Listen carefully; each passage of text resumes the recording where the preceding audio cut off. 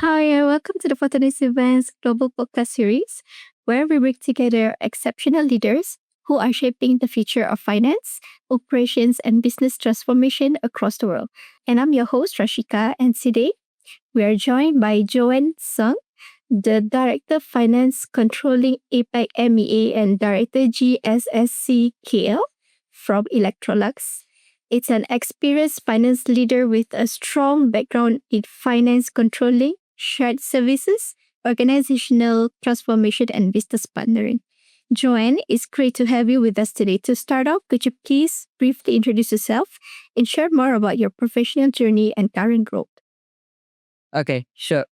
Okay, so thanks, Rashika, and I'm delighted to be invited to this podcast. Right, so I am Joanne, as Rashika has introduced. So I am a true blue Malaysian, and finance all the way. Right, so I've worked for different organizations. From manufacturing to IT services, and now I am with Electrolux, right? So I hold management accountant qualification and also certification with the MIA, right? And through this whole podcast, I will be sharing with everyone my experience through the years, right? Over to you, Rashika. Okay, that's perfect, Joanne. Thank you so much for the brief introduction. Now let's jump into our conversation.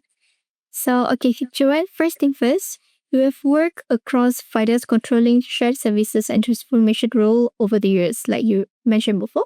So, looking back, how have you been seeing the whole role of finance evolve from being the numbers team to becoming a true strategic partner to the business? Okay. Right. Okay. So generally, I just want to share that it has never been just numbers anyway, right? So from the start of my career until now, the many companies that I've seen, whether it's a small SME, right up to big corporates, finance leaders were never just number people, right? I started very number. Those days, 30 years ago, when you come in and you have a cash book that you have to tally, those are really numbers, right? And then when you walk in from school, you are told that, hey, you cannot put in liquid paper, you can only, you have to be very careful. You have to tally the numbers properly. The TB must tie and everything, right? And then we get into recon, we chop the check and all that, right? Those are really number driven, right? But as we move along, okay, things will change anyway, right? So from cash book to factories, right? So when I went to the factory, it was already not about numbers, right? Because we have to do costing, we have to do, you know, and in order to do good costing, you have to understand the whole operations, the whole factory operations, right? From, machine capacity right up to, raw materials, how it gets from raw materials to finished goods, right? Because if you don't understand whole operations, you actually cannot do the costing, right? So in that aspect, the numbers have meaning, right? Every step of the way, right? So we have to know how much was lost along the way, right? To come up with a proper costing to cater, for any preferage or losses and all those kind of things. And it is inevitable that you have to partner, right? And as I move along from the factory environment to IT environment, the same happens, right? So I spent more than 20 years with Hewlett Packard, right? And there, the expectation of finance is very high, right? So I moved from accounting to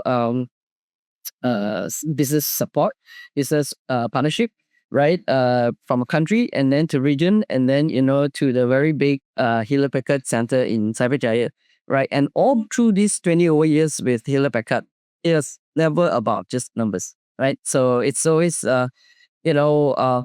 finance in those days, we have to take care of also, the front desk, when people bring in the machines for repair, we also take care of call centers, right? We take care of, bid management. That means we have large bid, finance is always part of the pricing, and also the selling team to make sure that we have the right price, right? At the right cost. And then when they start running it, we are also the ones that runs the project, make sure that the day-to-day delivery is at optimal cost, right? So, and all these we cannot do with just numbers, right? It's always about business partnering. It's always interactive with the business to make sure that all the way we have the right data, the right information to help business make decision, right? The only difference now I see is that with the tools and with the digitization and all that, we get the data faster and therefore we can support our stakeholders better. Yeah. Okay, thank you so much for the insightful journey. And then I believe we learned a lot throughout this process. And just one tiny question, Joanne. Sure. So when you mentioned that you cannot, in the past time, you cannot use liquid paper, right? So if there's let's say if you did a little mistake, do you have to redo the whole process, or do you need to just scrap it off and then just do a correction beside the Actually, in accounting, we are very strict, right? So because you can imagine those days is book, cash book is book. Everything is really a book, a ledger is not like today, it's not automated, it's a book. So it's very stressful, right? It's very stressful because you must make sure you don't do anything wrong. So you can strike, you're allowed to strike neatly and to put an initial, or you can erase, you use the ink eraser. Those days we have the blue ink eraser, you have to erase and make sure it doesn't create a hole, right? Because if you erase, it has a hole, then you like double your boss will come after you, right? So they're very diligent. So that's why we are taught to be very meticulous those days, right? Because you know that you cannot make a mistake. So maybe it's slower because you are more careful, right? Unlike now, you just let your mind, your creativity flow because you know that, wrong already, you just undo, right? And then you redo, right? So you don't have that kind of cautiousness, right? That you become rigid because your focus is not on creativity. It's not about ideas. It's about getting it right. Okay. So then you're very focused, right? Cannot go wrong. Cannot go wrong. Cannot tear the page. Cannot no. Tear the page. Supervisor must come and sign because it's like you are meddling with the books, right? So those were the days, of the HO accountants. Yeah. I understand this. So it taught you to be precise as well as a person, as a finance person. Okay, that's a very interesting one. When you chop check also, chop wrong side. I think whoever was from those era will be able to relate with what I said, right? Because you come in, graduates, professionals, right? You never expect that you have to chop check, right? And chop check, you see your colleagues, the junior level, they chop very fast, right? But when they ask you to chop, wow, you will be, like, oh, wrong side, wrong column, that kind of things. A lot of tedious things that you have to worry about those things. Yeah. I understand. Okay, that's a very interesting one, Joanne. Thank you so much for that. All right. Okay, so moving on to the next question. So now shared service centers today are expected to do much more than just drive efficiency. So Joanne, in your experience, what really differentiates a high-performing finance shared services organization from one that simply processes transactions? Okay. To be fair, I think if a shared service is established, they never just do transaction, right? They normally will establish with a framework already, right? Especially Malaysia being the third best shared service location, right? Our shared service, big or small, have a certain standard, right? Otherwise, we won't be number 3 in the whole world, right? So but definitely there is a lot of different grades of shared services, right? And transactional shared services, they may not be inefficient, right? So we have different types of shared service. So from what we call the GBS right up to what we call the COE, right? For the global business services, which are normally covering the transactional, P2P, O2C, R2R transactional, right? And then as we go up the higher scale, we have what we call the center of excellence, right? So the grade is different because the work that they do is very different. So the very transactional ones, right? That means they do invoicing, collection, and then they do journals, standard journals, and all that, right? These are the basic ones, right? So the good ones for this kind of service, they are normally very standardized. You have a very clear framework where they are uh, running the whole operations, right? Chop, chop, chop, right? Because they are transactional. So they have a very clear desktop procedure. Everybody is just like call centers, right? Finance is to say, they record everything. The whole workflow nowadays, right, is actually in the system, right? So it is the people who work on it, they are guided along the way. It's not like, they have to remember what they need to do. No, the workflow will actually guide them. And then the way they do things is standard across all the businesses that they support, because the idea of a shared service is that anyone, any day, right? If you're on leave, somebody should be able to come in, look at your procedure, look at where you left off, and take over from there. So those are very high-end type capability shared service for transactional activities, right? But again, for companies who are very advanced in shared service, like I said, they have actually the value chain, right? So when you go up the value chain, then it is different, because a lot more work is centralized now, right? So those that are really good, they actually have like accountants who are supporting the whole operations centrally, right? These advanced centers, they can even support the whole statutory reporting audit centrally, together with the auditors, who now are also very centralized, right? So you can see how, the difference between those smaller shared service focusing on transactions versus those that are up the value chain, that can even support business partnering, statutory reporting and all that. And they can do this because they have very good knowledge retention framework, right? So people can refer easily, they can drive all these things easily, but also they have very interactive tools that can reach their stakeholders and their partners very easily. Otherwise, the partners will not be comfortable with remote support, right? Okay. Mhm. Okay, understood. Yeah. All right. Thank you so much, Joanne, for the response. Okay, now moving on to the next question. Transformation sounds exciting on paper, but in reality, it often comes with resistance, uncertainty, and cultural challenges. So, Joanne, from your experience, what are some of the toughest parts of leading finance transformation, and how do you bring people along the journey?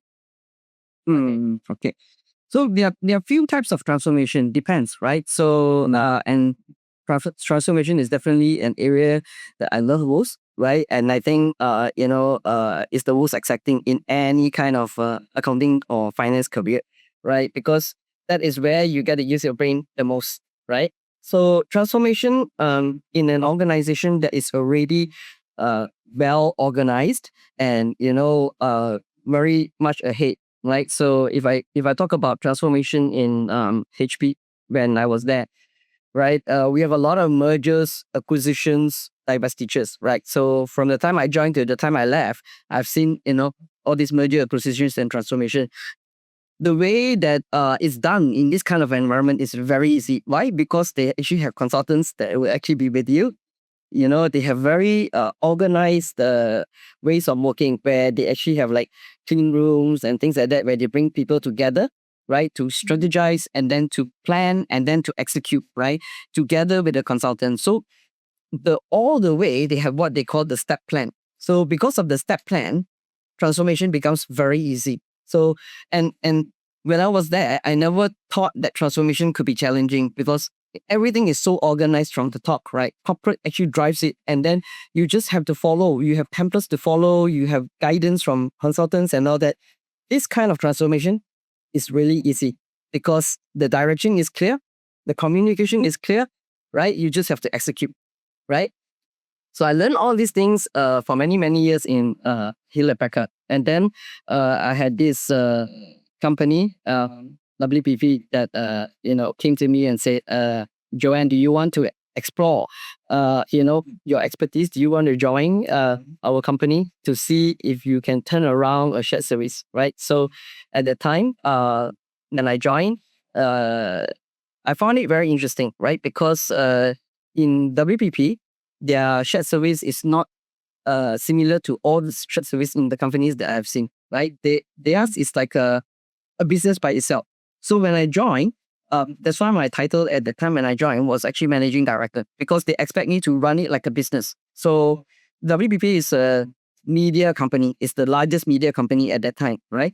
And they have a lot of agencies, and the agency is because they are very competitive in nature, right? Because advertising and media is a very competitive service. So their profit margin is very sensitive. So what the shared service is expected to do is you're almost like selling to agencies. If the agency can do the financial services at a lower cost and better than what you're offering, they actually don't have to come over, right? And then at any point in time in between, if you're not meeting their price point, they can take back. Unlike, a lot of organizations, shared service is a must do, right? It doesn't, I don't care whether they are efficient or not efficient, high cost or not. This is the company direction you follow. So it's very easy, right? Those companies, you just have to make sure you deliver, right? They give you a budget and then they ask you to reduce, you follow, that's it, right? You don't have to worry about anything. But in WPP, it's not. So that's why there, it was very difficult, right? So when I go in there, it's like you have to piece, it's like a jigsaw puzzle, right? The whole thing is dispersed out. You have to go back there and pick up the pieces, and you have to stick it back together to make it a proper picture, right? So that was my job, right? And I told them that in every transformation we need about 3 years to get it to stabilization. And so that's what I did, right? So when I first went in that time, it was very chaotic, and the stakeholders were very upset because the deliverables were an issue, right? So we had some quality issues and all that. So, like you say, what is the most challenging? So the most challenging is building the whole big picture framework and sharing with the team what is the direction that you will be taking them through, right? What is our problem now? What is the direction we're going to take them through, right? And then we also talk about acknowledging where the gaps are, right? So we do a situation analysis and we share with the team. Equally, I still remember I have to, every day bring my bag and go to every agency and start building trust, right? Going there, getting scolded, sit in front of them, acknowledging that, we're not there yet, right? But yet, working with them in partnership because they are CFOs of the agencies and tell them that, hey, we're already here where we are, right? In order for us to improve, you have to give us a chance and we need your support, right? So then we've established the relationship and the trust. Slowly, OpCo by OpCo, we call them OpCo, the agencies, right? Operating companies, right?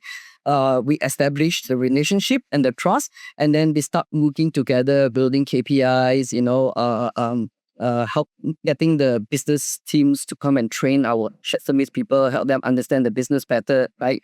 And eventually, over the span of two plus to 3 years, we got the shared service back on track, right? So the toughest part is, I would say, for a leader that is doing a transformation, is perseverance, patience, right? But most of all is that to be a leader driving transformation, health is number one.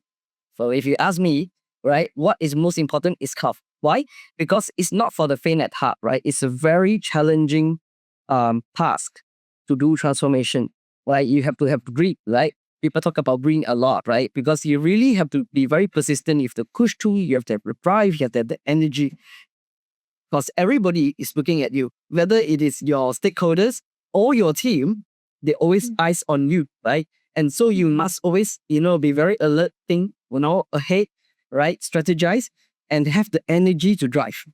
And that is the toughest part because if things are stuck, right? If we have the thing overnight, you still have the thing overnight. You have to get it out. So that's the challenge, and how we or what we need to have to be able to push through. Okay. But I believe like you mentioned before, in the next 3 years, everything will be worth it, right? You can see the results within. Yes, when you see the results, everything is worth it. Yes.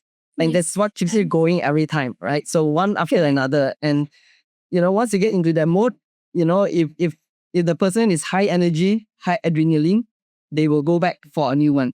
So when they finish 3 years, they will go to another one, they will go to another one. Yes. Okay, I understand. Okay, that's an interesting one, Joanne. Thank you so much for sharing that. Okay, so moving forward, moving on to the next one. Finance leaders today are under pressure to move faster, adopt new technologies, and generate real-time insights while still maintaining governance and compliance. So, Joanne, how do you personally approach balancing control with innovation? Okay. Okay. Okay. Okay. First of all, it is about the culture and the mindset, right? So in an environment where you want to make sure that governance is not compromised, you embed it into the entire system.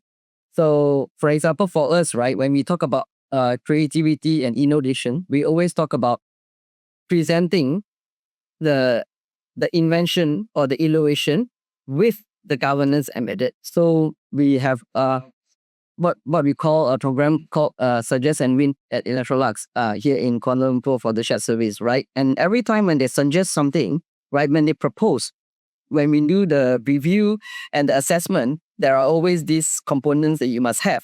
And one of the components would be how do you ensure that controls and governance are in place, right? So when they present the whole thing and when this part is actually embedded into their innovation proposal, then you know that every new idea that gets implemented has also the governance and control thought through, right?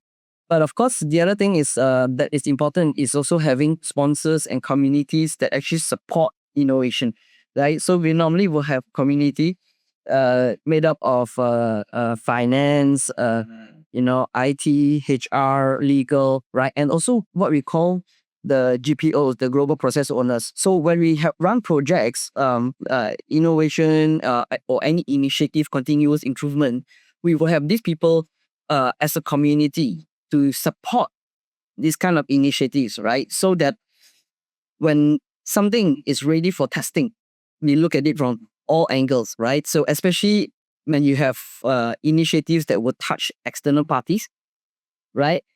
Then it's very critical, right, that you have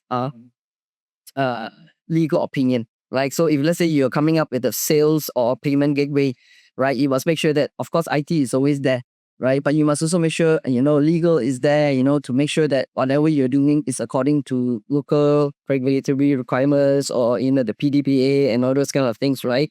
And then if you're doing something internal, for example, like claims, automation, right?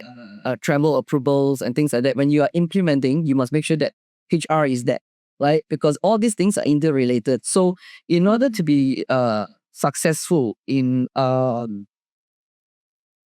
effective innovation, we must make sure that all the parties that will help to maintain the governance and control are actually involved when we agree the projects. Mm-hmm. Okay, understand. Okay, thank you, Joanne, for the response for that. Okay, Joanne, last but not least, for young professionals entering finance today, the landscape looks very different from what it did like did a decade ago, like you mentioned before, for the the ledger, the written ones. So, what skills or mindset shifts do you believe are most important for building resilient, future-ready finance leaders? Okay. Again, it is not it's never new, right? The fundamentals never change. Okay, no matter how the landscape change, the fundamentals never change. Why? Because landscape change is also not new, right? Landscape change has always been there, right? If you look at in the past, from people using stones to count, to having an abacus, right? And then the calculator, and then computers, right? You can see that every generation, right? Whether it was our predecessors, us, or the future entrants, right? They will always they will always enter a new playing field. They will always enter a new playing field. Just like I would have entered something newer than my parents would, right? If let's say we look back, right? And along the years, everybody will have a different entry point, right? But it's always evolving, right? So the good thing is young people, when they come into the arena, they never come from zero. So they will never need to know how we use liquid paper or not use liquid paper. Why? Because their education is already above, right? So we have in accounting book called Frank Wood, and those people who do accounting, they will know, right? So a lot of people, when they start doing accounting, they will look at Frank Wood. So when I started, Frank Wood was very king. And then, 10 or 15 years down the road, when I look back, at some of my uh, cousins doing accounting when they started, the Frank Wood was double the size. So it's like, so right? You know that the new people that come in, they come in with already a certain level of expertise, not the ones that we started with. So they never start from zero, right? And so they are equipped. If they can graduate, they are equipped, right? They are better than a lot of us, right? So that's why we have to have a mixture of, young people and experienced people, right? Because the young people, they bring in all the technology knowledge, right? Because in school, they are taught the latest and greatest technology concepts and things like that.